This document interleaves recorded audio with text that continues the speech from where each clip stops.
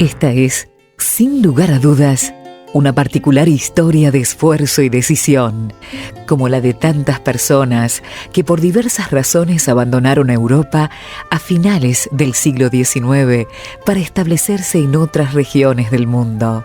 Los 30 años que transcurrieron entre 1880 y 1910, sin dudas, serán fundamentales para la modelación de la Argentina moderna. La prosperidad de este período dependió en gran medida de la producción de la llamada pampa húmeda, es decir, de los cereales primero, los oleaginosos después y sobre todo de las carnes. Prueba de la iniciativa emprendedora de los inmigrantes es el surgimiento de la sociedad comercial Geuflas, Soulés y González, en 1914, dedicada a la comercialización y producción de granos en la zona rural de Rojas, quienes serían testigos durante 8 años de la expansión de los cultivos.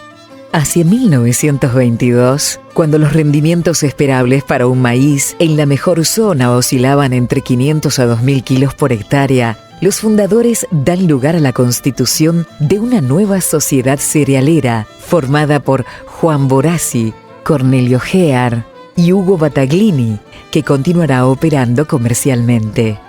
Cornelio Gear, con 25 años, se incorpora al negocio, primera generación argentina, luego de la llegada de aquel inmigrante irlandés que fue don Eduardo Gear, afincado en Rojas desde el último tercio del siglo XIX. Allí comenzará con la actividad empresarial ligada al campo, que sirviera de paso fundacional para los años venideros, formando familia con María Delia Garralda en la ciudad de Rojas, con quien tendrían 5 hijos: Carlos, Hugo, Guillermo, Juan y María Carmen.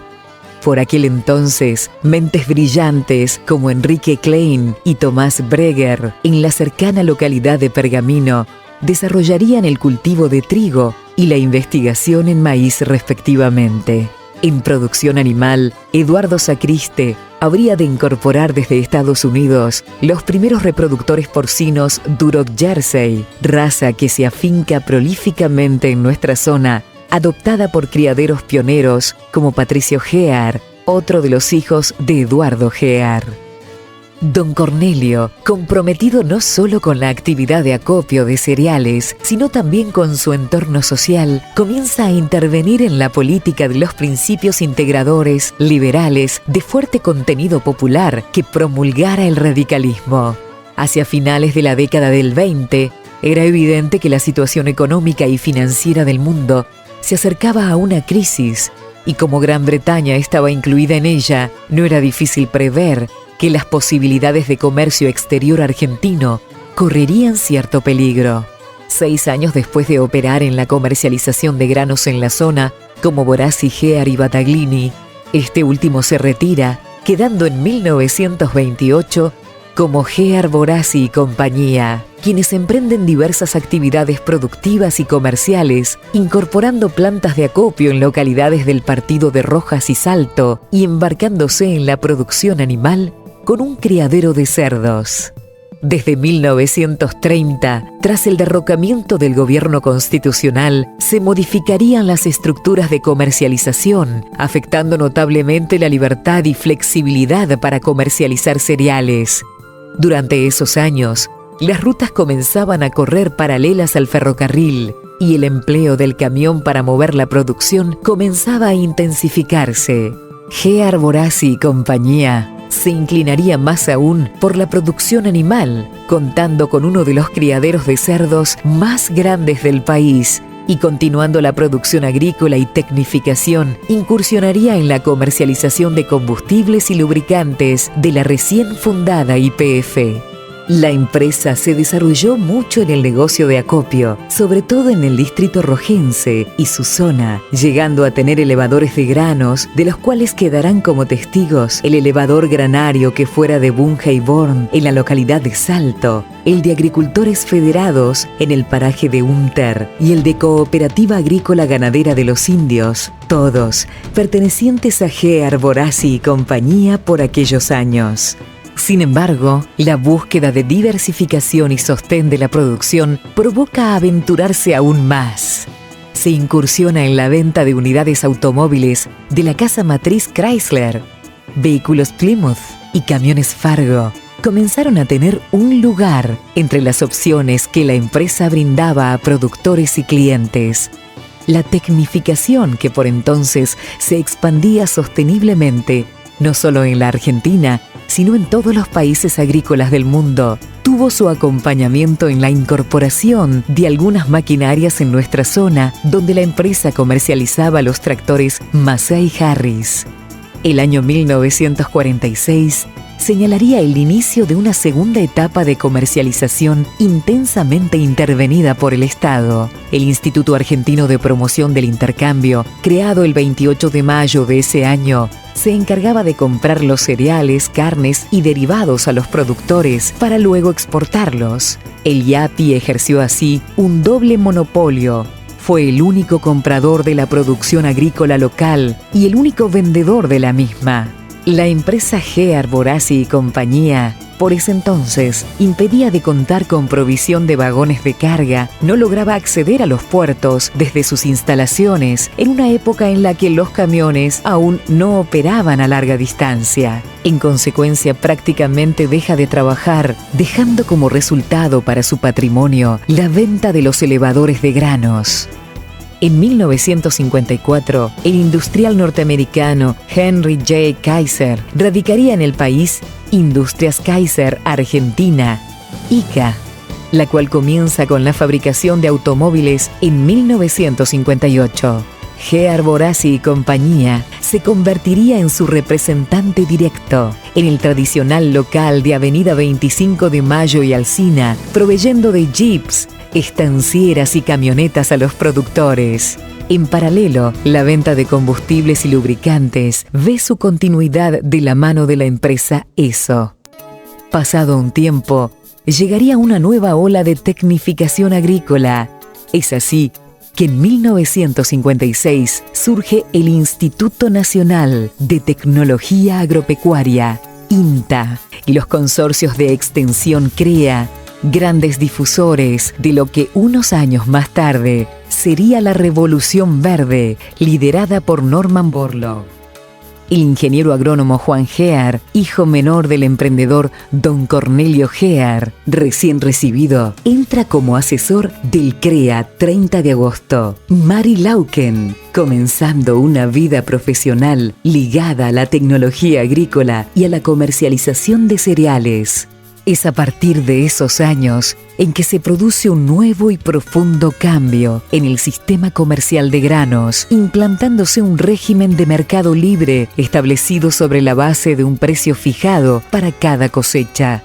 Para 1962, el ingeniero Juan Gear se incorpora a la empresa, comenzando una nueva etapa, la vuelta a la historia, construyéndose nuevamente plantas de silos, en una época en la que se acopiaba en un año lo que hoy se recibe en un día. Desde ese punto, se plantea un nuevo crecimiento en la empresa, adquiriendo camiones y adentrándose en la tecnología de la agricultura con la creación de un programa de mejoramiento genético de maíz, denominado Semillero, El Boyero en 1964, previa incursión en la investigación en cebada cervecera con el ingeniero Tomé de la Facultad de Agronomía.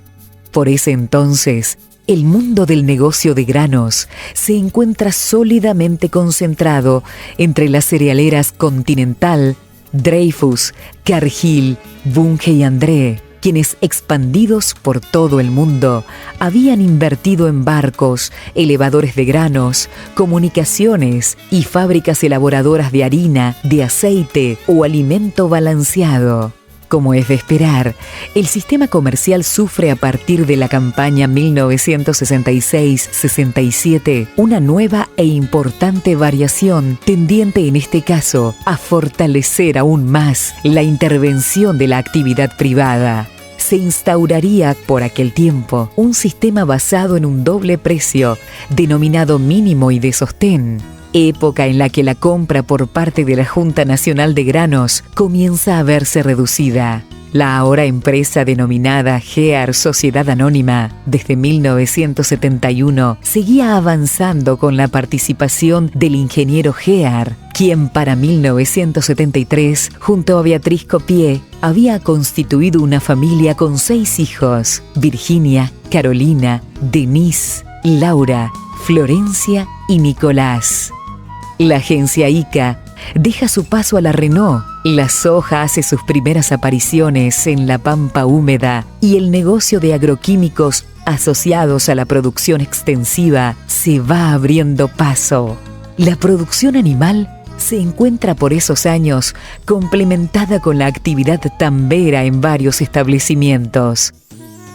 Se vuelve de interés entonces desarrollar dentro de la actividad de la empresa el negocio de la exportación de cereales por cuenta propia entre los grandes.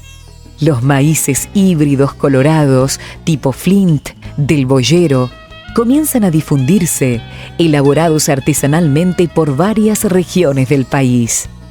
La empresa, hacia finales de la década del 70, incursiona en la elaboración de alimentos balanceados, procurando continuar con su estrategia de diversificación y agregado de valor. La Argentina económica de los 70 permite, en un marco de profunda convulsión social y política interna, la incorporación de tecnología a una relación de cambio favorable para actualizar los procesos, tanto para la elaboración de semillas como para generar una nueva división de alimentos y legumbres. La década del 80 encuentra al negocio de exportación consolidándose con su instalación definitiva en las oficinas de Buenos Aires, donde el ingeniero GEAR, junto a Carlos de Checo y Jorge Maggi, operarían entre los grandes exportadores. Virginia, licenciada en Comercio Internacional, hija mayor de Juan GEAR, se suma al equipo de liderazgo de la empresa a principios de la década del 90, luego de haber transitado en Buenos Aires junto a Carolina, hermana y segunda hija del ingeniero GEAR, en el área de exportación. Es así que, haciendo un gran hincapié en la organización estructural de la empresa y en el desarrollo del negocio de agroinsumos, nuevamente en su espíritu emprendedor, GEAR Sociedad Anónima transita los años 90, convirtiéndose en el primer distribuidor en la zona de la compañía química Dow y Lanco.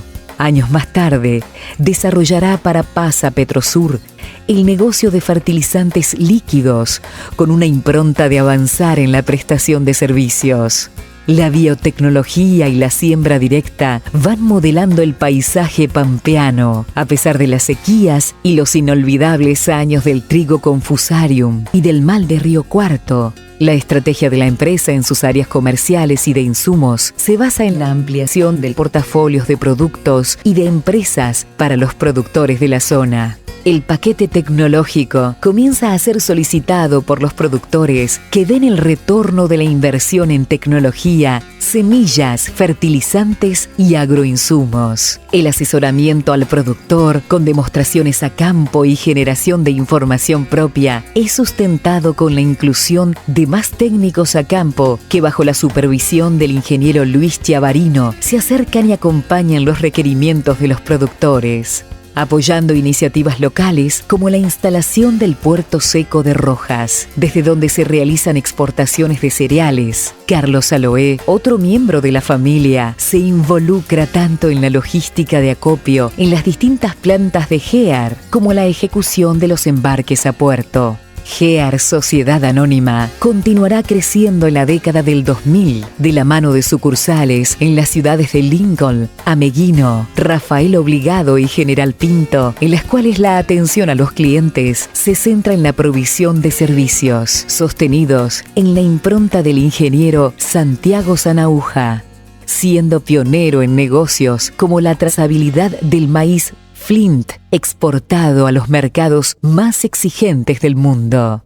GEAR Sociedad Anónima, contando con la experiencia de empleados como Walter Lin, transmite a los clientes los negocios que se gestan desde la empresa.